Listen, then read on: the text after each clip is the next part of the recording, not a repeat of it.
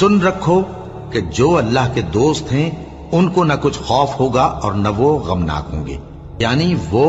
جو ایمان لائے اور پرہیزگار رہے ان کے لیے دنیا کی زندگی میں بھی بشارت ہے اور آخرت میں بھی اللہ کی باتیں بدلتی نہیں، یہی تو بڑی کامیابی ہے۔ اور اے پیغمبر،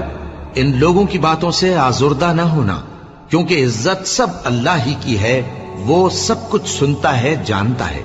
سن رکھو کہ جو مخلوق آسمانوں میں ہے اور جو زمین میں ہے سب اللہ ہی کے بندے ہیں، اور یہ جو اللہ کے سوا اپنے بنائے ہوئے شریکوں کو پکارتے ہیں وہ کسی اور چیز کے پیچھے نہیں چلتے، صرف